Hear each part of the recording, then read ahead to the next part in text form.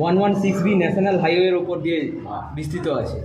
আমাদের এখানকার সাধারণ মানুষের নিত্য দিনকার একটা আশঙ্কাজনক অবস্থা তৈরি হয়েছে, যেখানে প্রতিদিন প্রায় প্রতিনিয়ত একটি করে প্রাণ যাচ্ছে, নিরপরাধ প্রাণগুলো যাচ্ছে।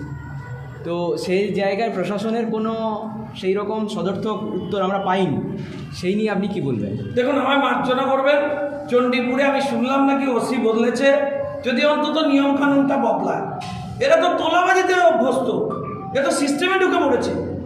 পুলিশ এখানে দাঁড়িয়ে দাঁড়িয়ে স্পেসিফিক্যালি এই সমস্ত কান্না কারখানা করছে। একটা আপনি দেখবেন যেখানে ফ্লাইওভার শেষ হচ্ছে সেখানে একটা অফিস বানিয়েছে, তো অফিসে বসে করেটা কি সারাদিন? যদি ট্রাফিক নিয়ন্ত্রণ না করতে পারে, যদি মানুষকে পরিষেবা না দিতে পারে, সারাদিন কোন ইটভাটা থেকে টাকা আসবে, কোন মদের দোকান থেকে মাল আসবে, কার পেছনে কাকে তুলে নিয়ে আসতে হবে, কোন নার্সিংহোম থেকে তোলাবাজি করতে হবে, কোন চুল ব্যবসায়ীকে চমকাতে হবে, এই সমস্ত জিনিস করে যাচ্ছে। আর 2.5 মাস কষ্ট করতে হবে, সরকার বদলানোর পর এর উত্তর দিতে হবে। যারা যারা করছেন, একজন তো করেছেন, 8 বছর ছিলেন ভগবানপুর থানায়, দেখেছেন তো, রুখে রাখা যায়নি। এখন চলে গেছেন নন্দীগ্রামে, বুঝছেন কি জিনিস। ফলে আপনাকে উত্তর আমরা ঠিক হিসাবে করে দেব, এবং আপনি যে প্রশ্ন আমাকে করেছেন সেটা পুলিশকে গিয়ে করবেন। সরাসরি পুলিশ ইনভলভ আছে।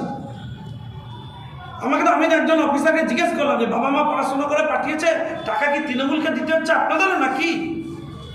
এখান থেকে তৃণমূলে যাচ্ছে নাকি মা? বলছে দাদা আর বলবেন না, সে কষ্টের কথা। অবৈধ মদ ব্যবসা